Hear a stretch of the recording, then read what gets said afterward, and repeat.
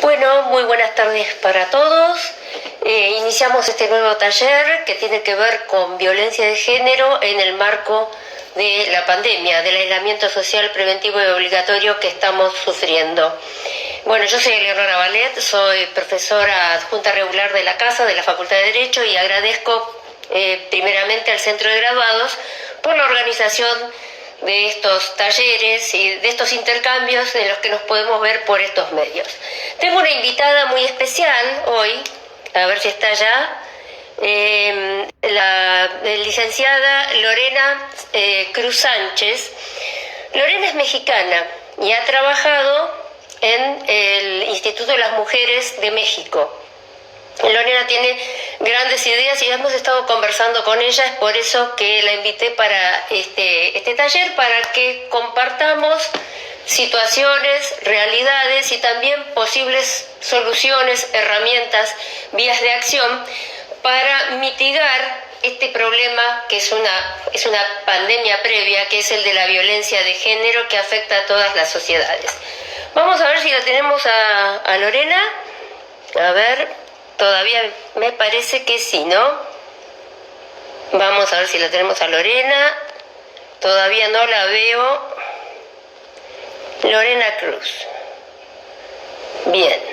Entonces en un rato se va a integrar. Lorena, ¿cómo estás? ¡Qué bien! Ha resultado esto.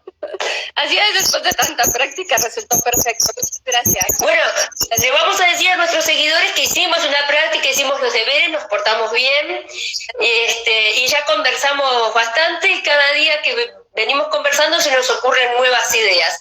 Lorena, yo estaba hablando un poco de vos, pero quisiera que vos misma te presentaras para todos nuestros seguidores del Centro de Graduados de la Facultad de Derecho de la UBA. Decime vos, como quieras presentarte con nosotros.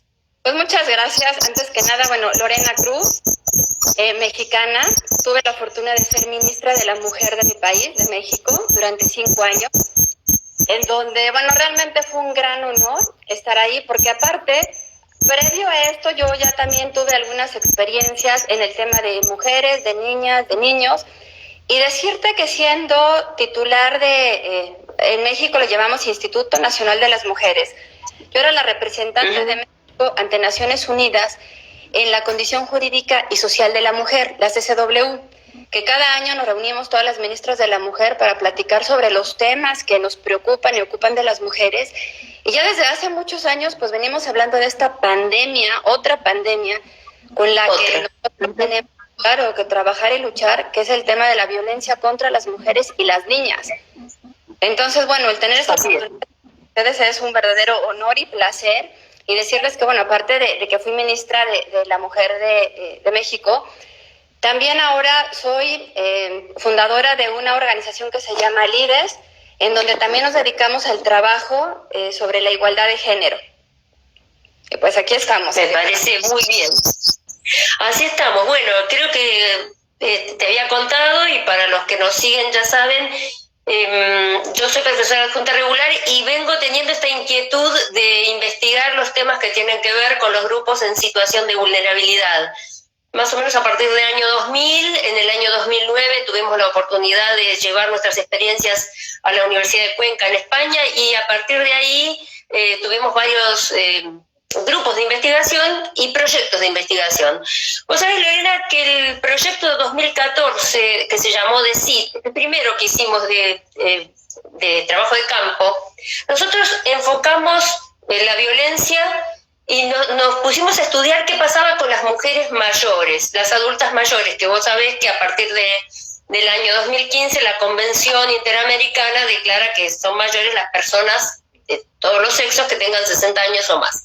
Nosotros ya en 2014 nos preguntábamos qué pasaba con este grupo, porque desde el Departamento de Práctica Profesional recibíamos muchísimas consultas, y muchas consultas de mujeres mayores que tenían problemas con la pareja, que tenían problemas de larguísima data, problemas también de desapoderamiento de bienes, y en general teníamos algunas estadísticas que después te voy a comentar. A partir de ahí después nos dimos cuenta que también afectaba a los varones la violencia, y el combo era eran los prejuicios sociales que hay, ¿no? Por eso es tan importante la educación. Pero ahora se nos vino encima este maremoto de la pandemia. Vos sabés que nosotros acá tenemos una línea nacional, la 144, para atender a consultas y a contención de víctimas de violencia de género. En el ámbito de la Ciudad de Buenos Aires se recibieron, y lo estaba leyendo, 19.722 llamados desde que empezó el aislamiento social preventivo obligatorio el 20 de marzo hasta el 30 de junio. Es un 48% más que el mismo periodo en el año 2019. Y bueno, esta línea trabaja también a nivel nacional. Lo que se hizo acá, lo que se hace acá en la ciudad es contención, asesoramiento. Hay 35 personas que trabajan, 35 mujeres que son abogadas, son psicólogas y son trabajadoras sociales. Y llama la atención lo que han aumentado, claro, porque al aumentar el estar en casa, al aumentar la convivencia, si ese problema ya existía, ese problema se amplifica. Supongo, ahora también hay un proyecto muy importante y muy ambicioso del Ministerio de la Mujer, Ministerio de la Mujer, Géneros y Diversidad, en cuanto el proyecto es 2022, ¿no? Es un proyecto muy ambicioso, con programas especiales, con apoyo económico. Se van a destinar 18.000 millones de pesos a este programa. Todo en el marco, ahora lo estamos tratando más todavía en el marco de este aislamiento. Supongo, hemos visto que ha aumentado las causas por violencia y por violencia intrafamiliar o violencia de género, violencia contra todos los géneros, de manera casi te diría geométrica. Supongo que en México deben estar pasando situaciones parecidas, o vos me contarás. Sí, mira, bueno, como bien sabemos, este tema de la violencia es todo de la desigualdad y de los estereotipos de género. Desafortunadamente, ahora con este confinamiento y con las situaciones que lleva la pandemia en sí, de la pérdida de los empleos, el problema económico, el que la familia tenga que estar, reunida. Muchas veces sabemos que hay hogares en donde pues nada más son a lo mejor 1 o 2 habitaciones y tienen que estar ahí los integrantes. La violencia está aumentando en el sentido de que pues ya es violencia contra las mujeres, contra las hijas y contra los hijos.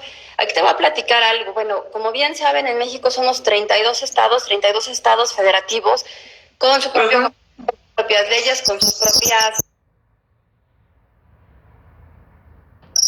inclusive líneas telefónicas, pero el secretario ejecutivo del Sistema Nacional de Seguridad Pública a nivel nacional, que recaba toda la información de todos los estados junto con los municipios, pues también aquí habla de estas cifras. Por ejemplo, en el tema de llamadas, que te voy a decir a nivel nacional, de violencia familiar en 2019, de enero a mayo, tuvimos 283.687 llamadas de pura violencia familiar.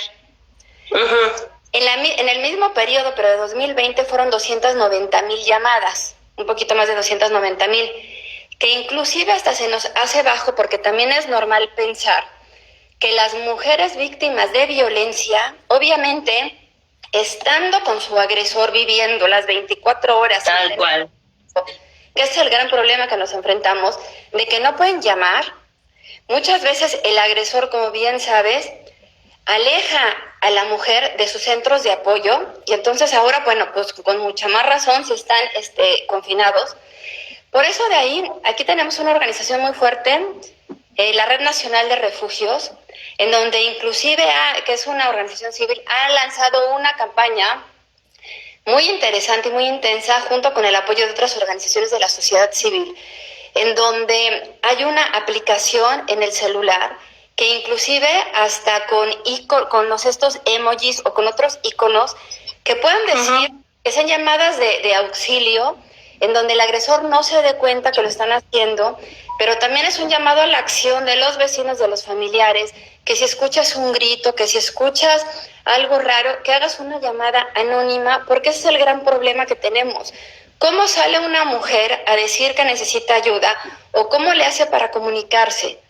Entonces, claro, eso es lo que estamos enfrentando. Por eso a veces creemos que esas estadísticas pues, realmente no representan lo que debería de ser por esto a lo que nos enfrentamos, ¿no? De que no tenemos esa capacidad de movilizarnos.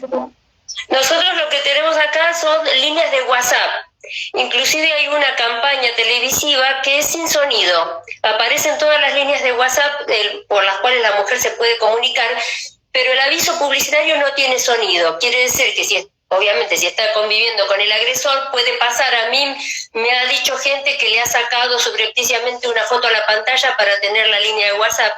Tanto el Ministerio de las Mujeres como la ciudad tienen su línea de WhatsApp para atender estas cosas. Inclusive la ciudad tiene un robot de WhatsApp que si es un tema de violencia familiar te deriva al 144. También el Ministerio de Géneros lo tiene, la oficina de la OFAVIT, la oficina de violencia de asistencia a las víctimas y testigos, la OFAVIT del Ministerio Público Fiscal de la ciudad tiene líneas y tiene también líneas de comunicación vía mail. El tema es que como vos decís bien, y se da en todos los países, cuando se convive con el agresor, el problema se amplifica y además no todo el mundo tiene los medios tecnológicos para mandar un mail, para mandar un WhatsApp. La aplicación de WhatsApp ha sido, por ahora, parece ser la más efectiva, es silenciosa. En cuanto vos decías de los vecinos, es muy interesante porque acá en la ciudad de Buenos Aires, entre estos 19.722 llamados que te comento, el 30% son de vecinos o allegados que han escuchado o que han presenciado o que saben de una situación de violencia. Entonces llaman para ayudar a la víctima, que está totalmente desprotegida. Por supuesto que la víctima puede salir, está exceptuada del ASPO, del aislamiento social preventivo, sale para hacer su denuncia, sale para protegerse. Sean las medidas de protección judiciales las que ya estaban vigentes siguen vigentes hasta que se levante el aislamiento social. La resolución 12 de la Suprema Corte de Justicia de provincia lo establece: mientras dure el aislamiento social preventivo obligatorio, todas estas medidas preventivas, por ejemplo, prohibiciones de acercamiento, herramientas que tengan que ver con la prevención contra el agresor, siguen, aunque hayan vencido, se posponen, se prorrogan por tiempo mientras dure la situación de aislamiento que estamos. Vos sabés que en Argentina tenemos una cuarentena bastante larga, ya llevamos sobre todo en ciudades y en centros urbanos, acá hablando desde la ciudad de Buenos Aires, que registran casos. Entonces tenemos una cuarentena estricta en este momento, una cuarentena estricta, y bueno, esta cuarentena estricta se suma a la situación de la que estamos hablando, Lorena, porque ya la violencia la teníamos, el problema lo teníamos de antes. Nosotros, te cuento, inclusive en el 2014, tengo acá un dato sobre adultas mayores. Lo que nos pasa con las adultas mayores es que tienen en algunos momentos naturalizada la violencia. Entonces, lo que nos pasó es que nosotros preguntábamos y el 13,8% nos manifestaba que no registraba desde cuándo tenía situación de violencia. Pero la mayoría decía que si les preguntábamos, hace 6 meses que sufre violencia, algunas nos decían, hace 30 años que mi pareja me insulta, hace 20 que mi marido. Entonces la mayoría había vivido una situación de violencia que nosotros, como era de más de 6 meses, la catalogamos como de violencia naturalizada. El 58,3% ya nos daba esto, el primer estudio de campo que hicimos. Y nos pareció muy alarmante, ¿no? Por estas personas que ellas, siendo víctimas, no registran la situación de violencia, no registran la violencia psicológica, por ejemplo. Claro, que es algo que platicábamos ahora que estamos en la práctica, que lo que es muy triste es que muchas de las mujeres no son conscientes de que son víctimas de violencia. Y que tal cual. Muchas veces con el nivel educativo, el nivel económico, que después de mucho tiempo ellas registran o se dan cuenta que han sido víctimas de violencia, ya sea psicológica, ya sea económica, De hecho, lo que más ubicamos las mujeres es la violencia física. Sí, es cierto. Están acostumbrando a que te levantan la voz y luego te la levantan más y después porque no ya un golpe y después los golpes aumentan y les decimos es que después de esto ya que viene el asesinato de mujeres. Entonces, mira, yo creo que sí es muy complejo este tema, en el sentido de que como gobierno y también como organizaciones tenemos que trabajar de una manera triple, o sea, llevar a cabo, o sea, juntar esfuerzos, porque ahorita que decías de los sistemas jurídicos, desafortunadamente igual por el tema de la pandemia, en muchas instituciones no se está trabajando al 100% y como te decía, bueno, pues aquí estamos hablando de 32 estados, se está haciendo yo creo que un esfuerzo, la verdad, bien importante para que existan se sigan manteniendo lo que son las órdenes de protección, que cuando las instituciones sepan que una mujer es víctima de violencia, por supuesto que tienen que actuar de manera inmediata porque estamos hablando de la vida de las mujeres y que aquí es bien importante. En la medida que una institución reacciona y responde de manera inmediata, también es la forma en la que otras mujeres se animan, ¿no?, a denunciar, porque a veces el gran problema es que denuncio y luego, ¿qué sucede? No sucede absolutamente nada y el agresor se da cuenta y la violencia es peor. Entonces, ¿qué es lo que tenemos que hacer? Acciones que la mujer sepa y que tenga tenga la claridad y sobre todo la confianza de que se está trabajando en ellos. Y mira, por ejemplo, aquí estábamos viendo un tema, el tema de feminicidios, en donde... Sí, terrible. Claro, que es terrible que decimos, a ver, no es posible, y por eso es a lo que estamos luchando, que de cada 3 mujeres, una mujer haya sido víctima de violencia. Inclusive, el tema de las averiguaciones, de que si son feminicidios o no, aquí ya logramos en México de que toda muerte de mujer se investigue con presunción de feminicidio, que eso es importantísimo. Pensar que es muy importante. Y de ahí vamos desagregando las pruebas para... Claro, porque a veces se confunde con homicidio doloso de mujeres y bueno, ustedes que son los expertos saben ese tema y en la medida en que tengamos cifras claras y contundentes es como que también podemos reforzar las políticas. Algo que se está cambiando y se está cambiando en la comunicación y en la comunicación a través de los medios masivos es aquella vieja concepción del crimen pasional, que ya no va más. Es femicidio y no tiene otra explicación que femicidio. Pero no sé si vos te acordás, Lorena, que hace muchos años todavía se hablaba de eso, del crimen pasional. No es crimen pasional. Lo que nosotros estamos viviendo, que han aumentado inclusive los feminicidios en lo que va del año 2020, son crímenes por razones de odio de sexo, por razones es un sistema en contra de un colectivo que no puede defenderse en muchos casos, en la mayoría de los casos. Y lo que vos decís de las redes tiene que ver con la contención y con que también toda la justicia, la parte administrativa, los 3 poderes del Estado tengan una actividad sinérgica en cuanto a esto, en cuanto a que la mujer sepa que si va a hacer una denuncia no va a tener que volver, o si vuelve a su casa no va a estar el agresor, y que va a funcionar el botón antipánico, que va a funcionar la pulsera, y que tiene que haber un sistema para que ese agresor no se acerque, que parece una verdad de perogrullo, pero... Y sabes que trabajar mucho en el sentido de que quien tiene que salir del hogar es el agresor, porque muchas veces sacas a la mujer, sacas a la familia y no, el que debe de salir es el agresor, quien debe tener las medidas de protección es la mujer, que es la víctima y que al final, bueno, pues se queda con los hijos, con las hijas. Y de verdad, qué importante es este tema de apoyar estas políticas y sobre todo, yo les digo, que política pública que no tiene recursos, obviamente no va a funcionar. Tenemos que dar recursos del gobierno a todas acciones de prevención. Tenemos que trabajar más en la prevención. Te decía, que inclusive como gobierno me sale mucho más barato trabajar en la prevención que en la atención ya de la violencia, ¿no?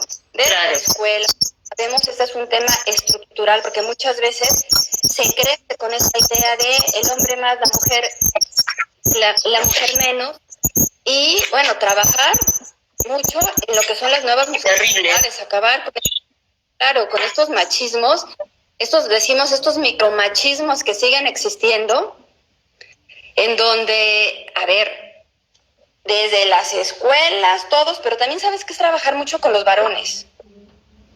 Bueno, justamente este nuevo plan, que tiene que ver con lo que dispone el artículo 9 de la Ley de Protección Integral contra la violencia hacia las mujeres, este nuevo plan, en uno de los 15 puntos que tiene un programa que habla de un subprograma que habla de nuevas masculinidades. Y esto es muy importante para volver a educar a los varones, o reeducar, si es que se puede, ¿no? Es un subplan de este Plan Nacional de Acción 2022, que arranca en junio y va a durar hasta junio del 2022. Tiene muchísimos, como dices vos, muy, muy importante la asignación de recursos, ya te dije, son 18.000 millones de pesos, y hay muchos programas de fortalecimiento, ¿sí?, de las redes, programas de apoyo económico urgente, el apoyo económico urgente, que es una de las cuestiones más importantes, y uno de los subprogramas, justamente, que bien que me saques este tema, es el de las nuevas masculinidades, ¿sí? Tiene, dentro del Programa Nacional de Prevención de las Violencias de Género, va a haber dos subprogramas que tienen que ver, uno con los vínculos y el otro con las nuevas masculinidades. Y bueno, y también campañas nacionales, ¿no?, que son tan importantes. Sí, mira, de hecho nosotros logramos firmar convenios con la Secretaría de Educación Pública, porque sí tenemos que empezar en los niveles más básicos, o sea, desde el kinder, pero obviamente también desde los hogares, porque obviamente, o sea, los varones, los niños, inclusive obviamente también las niñas, lo que ves en tu casa es lo que es lo que reflejas en el exterior. Pero si podemos acabar con este sistema patriarcal, si podemos lograr que también los varones se sumen a esto, porque yo les digo que la lucha para alcanzar la igualdad sustantiva no nada más es de las mujeres, tiene que ser también de los varones, y pues aquí es gobierno, instituciones, también familias que tienen que trabajar de la mano para acabar con estos micromachismos, que es importante, en el sentido de que que se vean iguales. Mira, en la Ley General de la Vida Libre de Violencia aquí en México se dice que a fuerza los agresores deben de tomar cursos. Está bien, sí. Es muy importante esta palabra de micromachismos. Es muy importante. Es muy importante que trabajemos juntos, y ya lo propongo acá públicamente, ya lo hablamos, a través de nuestros proyectos de investigación. En este momento dirijo el UBACIT, que tiene que ver con violencia, con las violencias contra los adultos mayores, y bueno, obviamente sabés que están insertas las adultas mayores, las mujeres que fueron el primer universo que estudiamos. Y esta palabra de micromachismo, esta palabra es muy importante. Nosotros acá también tenemos como entrenamiento la ley Micaela, que obliga a capacitarse en el ámbito de la ley de las oficinas públicas, en el ámbito público, capacitar funcionarios y empleados. Y me parece muy importante la detección del micromachismo, que ya puede venir desde la cultura, desde el arte inclusive. Es difícil, pero no me parece que sea imposible. ¿Vos cómo lo ves? No, mira, es que no es imposible. Yo les digo, a ver, los niños nacen, les digo que siempre es como con un cerebro limpio, vacío, que los adultos son los que vamos alimentando con lo que les dices, con lo que ellos ven, cómo vamos actuando. Y obviamente, bueno, ellos van formando como su propia visión de este mundo. Entonces, en la medida que vean que el varón que está cerca de ellos también es un hombre que ve a la mujer en igualdad de condiciones, con respeto, o inclusive, bueno, por cuántos hogares en donde no hay un varón presente, pero que se vea, claro, que no existe esa discriminación, porque desde que sales en la escuela, que eso es también otro ejemplo, la interacción con los compañeros. Por eso nosotros también aquí en México hablamos que allá deben de también igual yo creo que usar el término de lo que son las nuevas masculinidades. Sí. En donde desafortunadamente, bueno, crecemos con el rol de mujer cuidadora, el rol de mujer.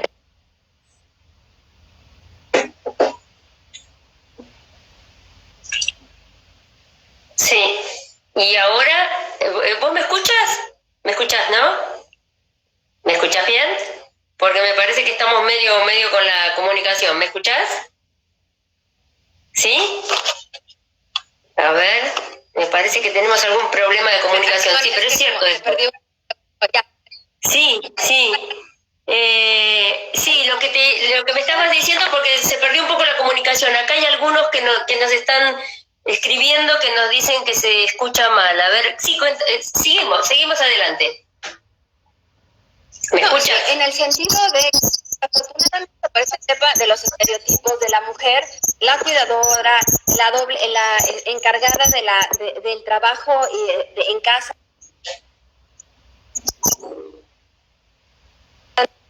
en cómo construimos.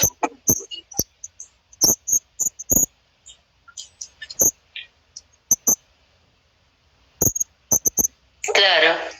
Sí, sí, y esto es importante. Vos sabés que entre las denuncias, mira, que hubo en el 144 de la ciudad, 449 mensajes tienen que ver con acoso callejero. O sea que por más que estemos en aislamiento social preventivo y obligatorio, parece que el acoso callejero no termina. No sé si me puedes escuchar.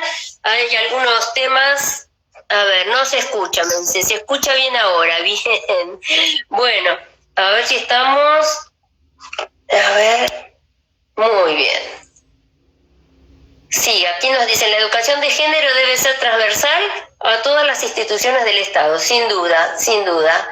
Sin duda, sin duda. Sí, en México, ¿quién y en qué contexto institucional dicta los cursos para los hombres que han ejercido violencia contra la mujer? Esta sería una pregunta para Lorena. Lorena, ¿hemos podido restablecer la comunicación? Ya, creo que ya está. Yo te escucho. ¿Ya está? ¿Tú me escuchas? Sí. No. Ahora sí, a ver. Creo que ahora no. Pero te escucho perfecto. Bueno, te escucho. Ahora sí te escuchamos, sí, dime. A ver si ahorita regresa el video. Pero sí, decirte cómo tenemos que trabajar este tema de género de manera transversal, en el sentido de que tanto hogar como instituciones, y crear esta cultura de la igualdad. Esta cultura de la igualdad solamente se va construyendo desde las bases, que ahora ya nos toca a veces, como yo les digo aquí, a veces ir parchando, porque bueno, pues ya tenemos obviamente los agresores mayores, pero cómo vamos construyendo desde abajo, inclusive para el tema que tú decías de las adultas mayores. Claro. Sí, claro. A una persona como tú igual se le respeta, se le reconocen sus derechos. Y entonces el trato, obviamente, pues ya es diferente porque va en el sentido del respeto. Sí, nosotros teníamos, mira, ¿sabes? Otros números del DECID. El 25% de los agresores son cónyuges o pareja. Otro 22% son los hijos. Y nueras o vecinos o yernos, 22%. Esos son los tres grupos de mayor agresión a las adultas mayores, sobre todo personas de después de los 65 años que hemos entrevistado. Y bueno, el paradigma es la educación, ¿no? Y cómo encaramos la educación. Acá nos hacían una pregunta como ¿quién da los cursos en México para los hombres agresores? Mira, de hecho hay varias organizaciones en México especializada en ellas, inclusive, bueno, también donde yo estoy también los damos, pero son... Se están capacitando, obviamente, ya las mismas instituciones gubernamentales como son los mismos los ministerios de la mujer, tanto a nivel estatal como municipal, inclusive también las mismas instituciones de defensoría de el niño y la niña, que también tiene que ver con las organizaciones de la sociedad civil, y se han tenido buenos resultados. La verdad no es fácil, pero se han obtenido buenos resultados y nos damos cuenta cuando esto se estudia. Yo les digo, a ver, alguien no agrede, no es violento porque quiere, porque sí. Tú cuando vas viendo el hogar en el que se formó, no toda esa estructura, dices, mira, con razón, muchas veces es porque se replica, ¿no? La condición seguro es la condición que tú estás replicando, por eso a veces se habla de que somos espejo de lo que nosotros hemos vivido en muchas ocasiones. Se ve mucho la violencia económica a partir de los 40 y bueno, el tema de la dependencia económica en problemas de violencia de género. En las adultas mayores el tema de la violencia económica y el desapoderamiento de bienes. ¿Tenemos algún panorama parecido en México? Sí, mira, de hecho ahorita no podría dar una cifra exacta, pero lo que veíamos tanto en el INMujeres, inclusive como que es esta protección niñas, niños, adolescentes, adultos, mayores, personas con discapacidad, es que desafortunadamente los adultos mayores, pero más bien las adultas mayores, son víctimas de violencia, exactamente, de personas cercanas a ella y de cercanas a ellas, lo triste exactamente son hijas e hijos, en donde muchas veces claro, son las dueñas de su propiedad. El hijo se casa, lleva a vivir a la familia con ella, hay un momento en que la desaloja. Si bien le va, la desaloja, si no es porque la manda a algún asilo, alguna institución, o muchas veces son abandonados. Entonces tenemos que trabajar mucho en la protección, claro, de adultos mayores, pero también yo les digo que igual de adultos mayores como de mujeres más jóvenes. Tenemos tal cual. Claro. En la parte económica, sí, nosotros lo hemos visto. Por supuesto que con adultos mayores, ahora nosotros a partir del año 2017, de mayo, Argentina adhirió a la Convención Interamericana y son todas cuestiones de estudio para paliar lo que ya tenemos en cuanto a las adultas mayores y en cuanto a las mujeres más jóvenes, para combatir y mitigar este flagelo realmente. Nosotros, bueno, yo siempre doy el mismo ejemplo, es una película viejísima, legendaria, argentina, que se llama Esperando la carroza. En un momento la señora mayor se ve desprotegida, vive con uno de los hijos y en un momento ella dice, ¿qué va a pasar cuando yo empiece a exigir? Las copas son mías, las sábanas son mías, la casa era de ella y ella vivía como una intrusa en su casa. Bueno, y tiene muchas otras escenas muy famosas acá en Argentina, esa película, pero es cierto, todo viene, volvemos siempre al mismo tema, ¿no? A la educación. Supongo que en México lo mismo. Por supuesto, por eso lo que te comentaba de que tenemos que invertir mucho más en la prevención, en todos los sentidos, en el sentido de de la salud, del embarazo en adolescentes, porque desafortunadamente, tal cual, exactamente, son paliativos y nada más, como en México decimos, tapas un hoyo aquí, tapas un hoyo allá, y entonces vas tratando nada más de ir como subsistiendo, de ir resistiendo, para trabajar, claro, en una sociedad realmente sólida y estructurada. Trabajemos desde los niveles más bajos, desde la niñez. Por eso te decía que, mira, la Secretaría de Educación también ya, aquí en México, el tema de la igualdad ya se trata desde los niveles desde los niveles básicos. El trabajar en contra de los estereotipos es importante, y en donde, bueno, el tema del empoderamiento de las niñas es súper importante. Aquí con la OCDE trabajamos un proyecto, bueno, súper importante de empoderamiento de las jóvenes, en el sentido de que mujeres líderes, no sé si lo tengan allá en China, iban y trabajaban con las mujeres, con las jovencitas de nivel secundaria, en donde eran como los role models. ¿Qué modelo quieres seguir? en donde te decían, a ver, yo empecé así y llegué a hacer física, química. Yo llegué a hacer, lo que decimos, que puede hacer lo que quiera hacer, pero que veas que realmente hay mujeres de carne y hueso, inclusive se baja a las comunidades, que mujeres de la propia comunidad, que han salido de la comunidad y han regresado, les digan, tú puedes ser. Pero obviamente necesitamos estas redes de apoyo, necesitamos apoyarnos entre todos. Sí. Que eso es bien. Nosotros tenemos una tradición importante de mujeres, inclusive tenemos muchísimas mujeres en la ciencia.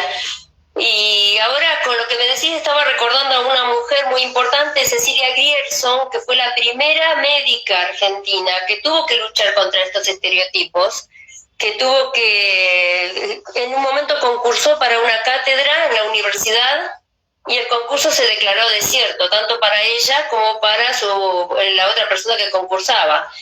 Y se declaró desierto porque era mujer, no le dieron el cargo por eso. Cecilia Grierson fue la creadora de la Escuela de Enfermería, por ejemplo, para que te des una idea. A fines del siglo XIX estudiaron una carrera universitaria, ¿verdad? Así que esto es bien importante, también es bien importante recordar a estas personas y como vos decís que estas personas que actualmente viven, que están con nosotros, se acerquen, ¿sí?, a las escuelas, se acerquen a comunidades, a organizaciones, a contar su experiencia, ¿sí? Creo que nosotros con esta charla podemos iniciar un intercambio y una sinergia de experiencias para todo lo que sean dudas que tengan nuestras comunidades, pero también para la producción de documentos, para el estudio de esto, porque esto hay que tomarlo. Nosotros hoy estamos trabajando y convocamos a este taller en el marco de la pandemia, porque se nos vino encima, como te dije al principio, y porque además estos roles de cuidadoras de las mujeres se ven intensificados ahora en el aislamiento. ¿Cuántas tienen que ser de maestras y estar con los niños y cuántas tienen que ayudar a los adultos mayores? Entonces la sobrecarga existe y sigue y se amplifica. Así que no sé si dime, sí, a ver, te escucho cortado, pero a ver, dime, porque me dicen que no se escucha. A ver, ¿ya ahí? ¿Se escucha?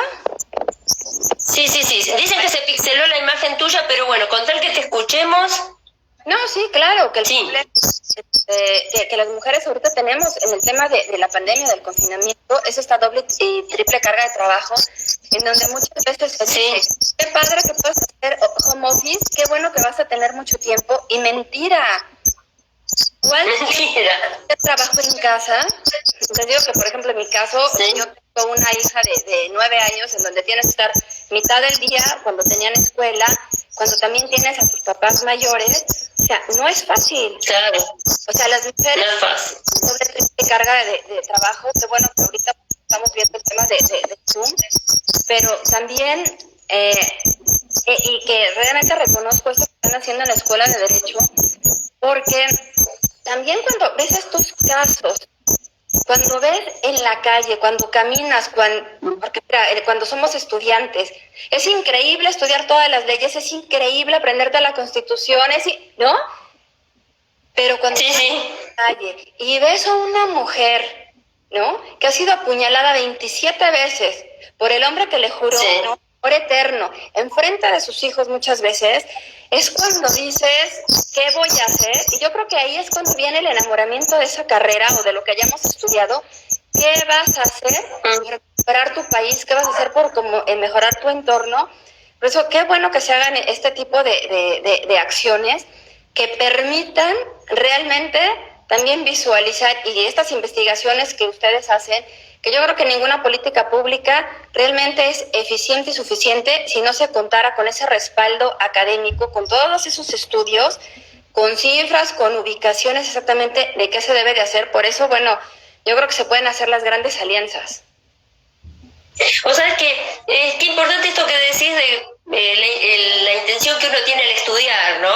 Sobre todo al estudiar la carrera de Derecho, el enamoramiento con la Constitución y con la justicia, Y nosotros en la última parte de la carrera enseñamos a ser abogados, a abogar, porque acá salen con título habilitante. Y justamente en el departamento de práctica profesional es donde recibimos a la gente de carne y hueso, a la gente real y a la gente que no puede acudir a un abogado particular. Se suelen evacuar entre 12.000 y 14.000 consultas por año. Ahora, durante el aislamiento social preventivo y obligatorio, hubo como 1.185 consultas vía mail y vía estos servicios telemáticos. Bueno, muchas referidas a violencia intrafamiliar, otras a derecho a la salud, otras a temas administrativos en cuanto a cobro de subsidios, bueno, los temas penales también. Y de ahí que uno saca que al ver la realidad vos decís, qué buenos que están los libros y los papeles, y qué bueno que sería que todo se pudiera pasar a la realidad, ¿no? Para que no fueran papeles mojados. Es muy importante, por eso a mí me gusta tanto el trabajo de campo y me gusta indagar e intercambiar y saber qué hacen ustedes y qué hacen en otras partes del mundo, porque creo que el pensamiento sinérgico nos puede llevar a pergeñar soluciones, aunque sea pergeñar ideas, ¿no? Ya empezaríamos por pergeñar ideas continentales. Es súper ambicioso, pero no lo veo tan lejano, ¿no? Como se dice, puedo ser una soñadora quizás, ¿no? No, pero está bien, porque mira, inclusive del otro lado, cuando estás en las instituciones y te llegan los casos y te das cuenta que no tienes suficientes abogados, psicólogos, que hagan el acompañamiento, a veces, de verdad, tú estás esperando el apoyo de instituciones para que aquellos abogados que están o terminando, o aquí, bueno, también no sé cómo lo manejan como servicio social, pero que se acerquen, que saquen. Eso nos ayudaría muchísimo, porque a veces el gran problema tanto de instituciones como de las mujeres es que no existe el apoyo suficiente para dar acompañamiento a las mujeres que quieren denunciar y darle seguimiento a todo el caso. Entonces, a veces a la el seguimiento ya no pudimos ver. De ahí que entran las organizaciones de la sociedad civil, que también han sido un gran apoyo, pero el trabajar para que profesionales salgan sensibilizados y enamorados de su carrera, bueno, pues qué gran regalo a su país. Bueno, acá también tenemos el Ministerio Público de la Defensa, tanto a nivel de la ciudad como a nivel nacional. Tenemos muchísimas organizaciones y tenemos la querida Universidad de Buenos Aires, mi querida Facultad de Derecho, en la cual sí patrocinamos. Nosotros no hacemos solo consultas, nosotros patrocinamos, ponemos la firma y llevamos adelante las causas. Y tenés a nivel geográfico acá de la Ciudad de Buenos Aires las acciones de la Oficina de Violencia Doméstica de la Corte Suprema de Justicia de la Nación, que es importantísima. Y trabajamos mucho con los casos, las cuestiones que nos manda la oficina de la OVD, la famosa OVD. Pero bueno, todo parece no alcanzar y en este momento de aislamiento social preventivo obligatorio tenemos que seguir profundizando estas líneas. Acá nos dicen que sí, que en la justicia de la ciudad, sí, por supuesto. De la ciudad de Buenos Aires en casos de violencia suele imponer cursos, sí, sobre respeto de género. Qué importante esto, hablamos de género ya hoy en día, ¿no? Por eso el Ministerio Nacional se llama Ministerio de la Mujer, Diversidad y Géneros. Hablamos de todos los géneros que también sufren discriminación, se sufren travesticidios, se sufren crímenes transgéneros, muy terrible la situación. Sí, te escucho. No, sí, que de hecho, bueno, nosotros tenemos como el Instituto Nacional de las Mujeres, que nada más son, como te digo, mujeres, pero haya otras instancias, que es como el Consejo Nacional de la Discriminación, que igual, ¿no? Personas con discapacidad, personas trans, personas de la diversidad sexual. Pero es cierto, al final del día, como dices, los recursos no alcanzan. Desafortunadamente, las necesidades superan los recursos. Entonces, tenemos que eficientar el apoyo, eficientar los recursos y eficientar también todo lo que es el trabajo de la prevención. Sí, acá nos dice Lorena, nos dice una persona que nos está siguiendo, el Poder Judicial en el ámbito penal el rol del varón tiene resabios patriarcales. A la mujer le cuesta muchísimo ocupar cargos de magistrados. Creo que los roles siguen estereotipados. No, ni hablar, por supuesto, acá en una tocaya tuya, Lorena. Por supuesto que hay roles estereotipados y que hay resabios patriarcales. No lo vamos a resolver esto en mucho tiempo. No, el tema es que nos pongamos a resolverlo, que nos pongamos. En México hemos hablado mucho en el tema de las cuotas. Inclusive he escuchado, por ejemplo, el tema de la paridad, que vamos 50 tanto en el Senado como en la Cámara de Diputados a nivel federal, a nivel nacional. Ya estamos logrando el 50%. Sí. Ya nos estamos yendo a todos los estados en donde estamos nosotros aspirando, tanto inclusive en la conformación de los gabinetes de los estados y de los municipios. Es importante también en los tribunales electorales, en los tribunales judiciales, en donde muchas veces te dicen que las cuotas pareciera que es un regalo hacia las mujeres y que no estamos hablando de las capacidades.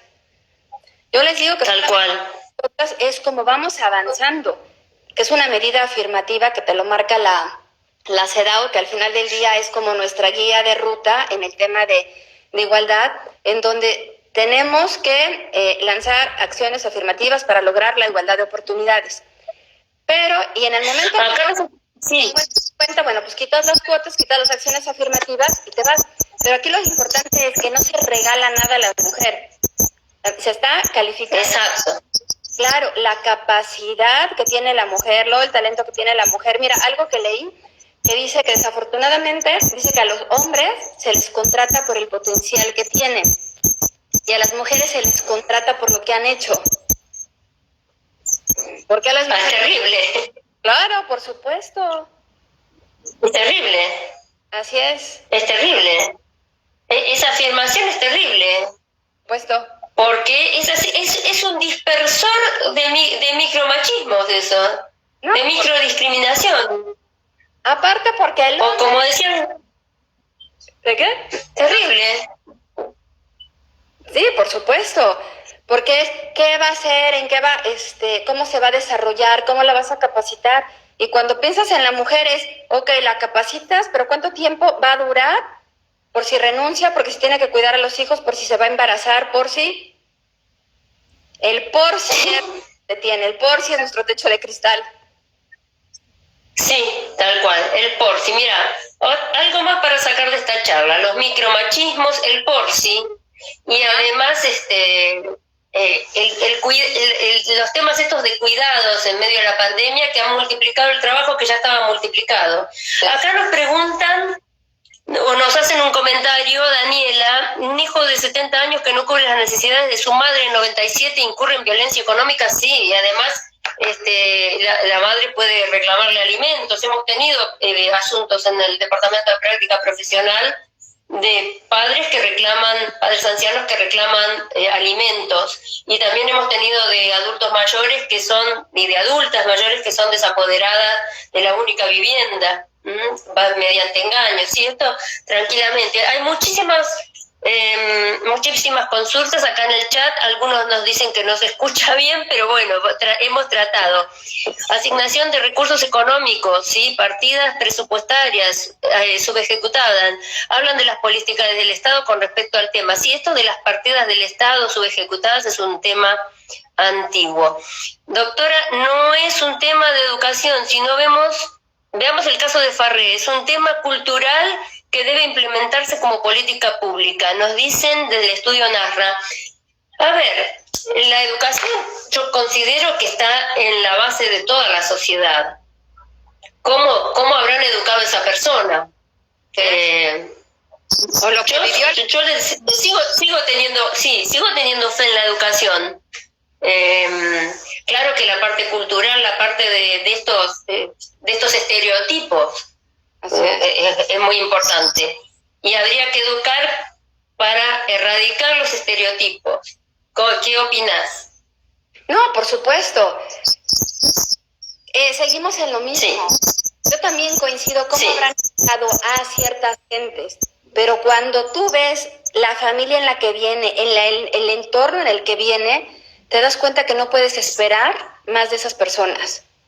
Entonces, en la medida, claro, en que fortalezcas, te digo, esta educación de igualdad, pero también que alrededor se exija que se tiene que actuar de una manera igualitaria, esa es la única forma en la que podremos, claro, te digo, lograr esta igualdad de oportunidades, esta igualdad sustantiva. Bien, bueno, tenemos muchísimas consultas. El espacio de política nos dicen acá, pública, centros de salud.